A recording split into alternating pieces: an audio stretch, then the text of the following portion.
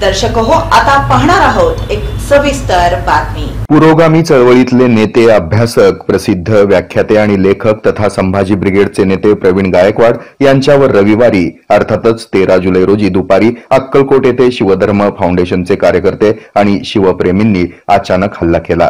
गाडीतून त्यांना बाहेर खेचत त्यांच्या अंगावरील कपडे फाडण्यात आले। त्यांना धक्काबुक्की करून त्यांच्या सर्वांगावर शाईफेक करत त्यांच्या तोंडाला काळं फासण्याची घटना घडली आहे। हल्लेखोरांनी त्यांच्या 4 चाकी गाडीचं देखील मोठं नुकसान केलंय। राजे छत्रपती आणि स्वामी समर्थ यांचा एकेरी नामोल्लेख गायकवाड यांनी करत त्यांचा अवमान केल्याचा जाब विचारत त्यांच्यावर तरुणांकडून हल्ला करण्यात आला। संघटनेचं नाव छत्रपती संभाजी महाराज ब्रिगेड करणार ना, नाव बदलणार ना असा जाब विचारत संतप्त तरुणांनी गायकवाड यांना लक्ष्य करत प्रचंड राडा घातला। या घटनेनंतर इंदापूरच्या शिवधर्म फाउंडेशनचे अध्यक्ष दीपक काटे आणि त्यांच्या कार्यकर्त्यांना पोलिसांनी ताब्यात घेऊन त्यांच्या विरुद्ध गुन्हा दाखल करण्यात आला।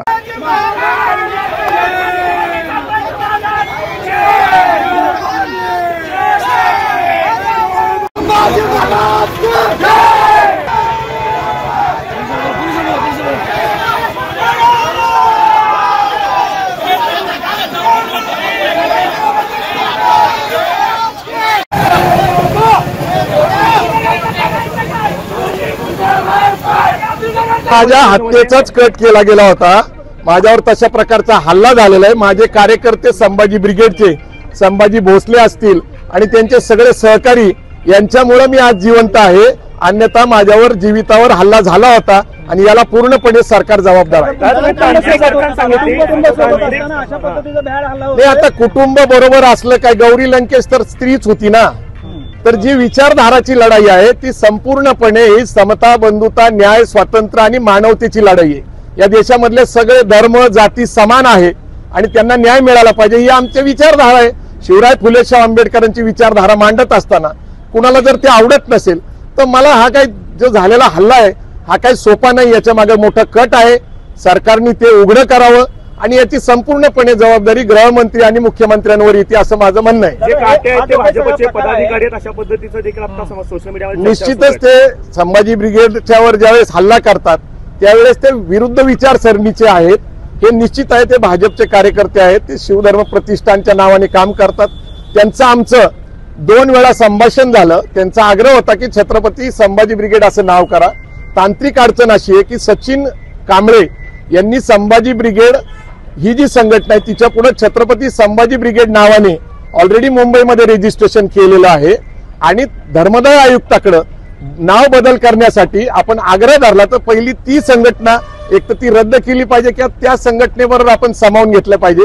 धर्मदाय आयुक्ताने कायदेशीर मार्गाने संभाजी ब्रिगेडला मान्यता दिलेली आहे। पुण्याच्या धर्मदाय आयुक्ताकडे त्याची नोंद आहे, कायदेशीर बाब होती। आमचं त्यांच्याशी संभाषण चालू होतं, परंतु त्यांचा अग्रेसिव्हपणा हा काय फक्त छत्रपती संभाजी ब्रिगेड नाव करण्यामुळे किंवा संभाजी ब्रिगेड याच्यामुळे संभाजीराजेंचा अपमान होतो ही गोष्ट खरी नाहीये।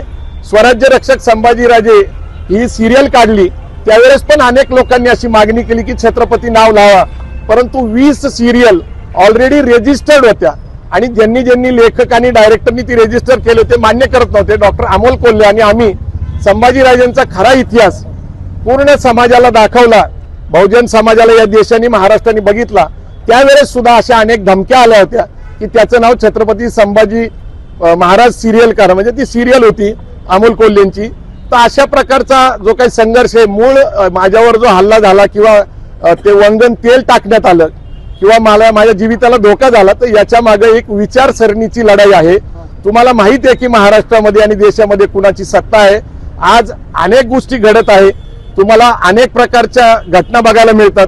कधी ईडीच्या माध्यमातून लोकांना अडकवलं जातं, SITच्या माध्यमातून, इन्कम टॅक्सच्या माध्यमातून। मी एक फाटका सामाजिक कार्यकर्ता आहे, हा कधी मी बोलत नाहीये सध्या। मी अर्थकारण, उद्योजकता, व्यावसायिकता, मी काल उस्मानाबादला होतो म्हणजे धाराशिवला, तिथं रोटरीज क्लबचा कार्यक्रम होता, तिथेही मी उद्योग व्यवसाय करावा, अर्थकारणाकडे कार्यकर्त्यांनी वळवावं, हे 2018 पासून मी काम करतोय।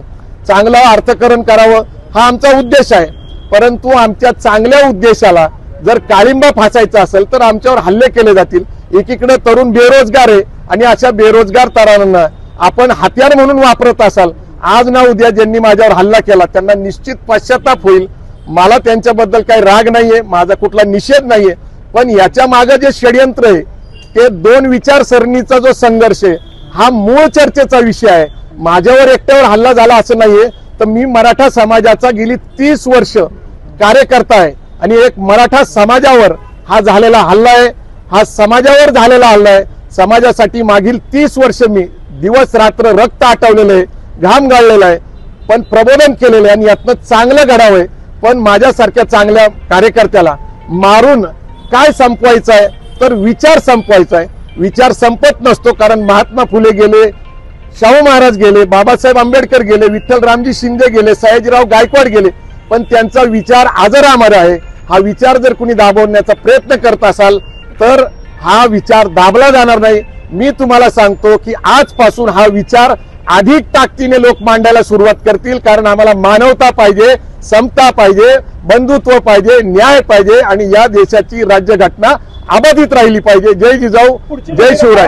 स्वामी समर्थांबद्दल पण तुम्ही अनादर केलात असा त्यांचा आरोप आहे आणि ठीक आहे, असं आहे की मूळ विषय असा आहे की राज्यघटनेच्या चर्चेवर बोलत असताना, धार्मिक गोष्टीचे स्पष्टीकरण देत असताना ज्ञानेश महाराव माजी संपादक चित्रलेखा यांनी काही मतं मांडली होती, त्याच्याबद्दल त्यांनी स्वतःही क्षमा मागितलेली आहे, त्यांच्यावर कोर्ट कचेरी झालेली आहे। मला माहिती आहे की अक्कलकोटच्या विषयावर आमचा वाद झालाय, पण आदरणीय जन्मेजय राजे भोसले तिथले प्रमुख आहेत, ते राजे आहेत आणि त्यांचा सन्मान जर माझ्या हस्ते करायची इच्छा असेल तर त्यांना माहिती आहे ना घडलेल्या घटना काय आहेत। त्यांनी स्वतःहून जर बोलवलेले मला राजेंनी आणि त्यांचा सन्मान करण्याची इच्छा आहे तर राजेंच्या कार्यक्रमामध्ये जायला पाहिजे।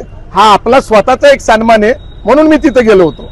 अक्कलकोट स्वामींबद्दल जे काही ज्ञानेश महाराव बोललेत गेल्या वर्षी त्याच्याबद्दल स्वभाव झालेला आहे, चर्चा झालेली आहे, देवस्थानची चर्चा झालेली आहे। आमच्या अनेक प्रमुख कार्यकर्ते तिथं अन्नछत्राच्या ठिकाणी काम करतात, अनेक मतं वेगळी असतात, सगळ्यांची मतं म्हणजे आमची मतं आहेत, ही गोष्ट खरी नाहीये। भूमिका काय असणार नाही, आता भूमिका आता स्पष्ट करता येणार नाहीये, ही आता एक वैचारिक लढाई आहे आणि ही दीर्घकाळ चाललेली। संरक्षणाची मागणी करणार आहे? नाही, असं आहे की जर संरक्षणाची मागणी करायची वेळ आली तर मी पहिला संभाजी ब्रिगेडचा राजीनामा देईल। माझे कार्यकर्ते आणि मराठा समाज माझं संरक्षण करण्यास सक्षम आहे। जय जिजाऊ, जय शिवराय। हे आहे मेट्रोकास्ट केबल नेटवर्क आणि आपण पाहत आहात द न्यूज प्लस बरच काही।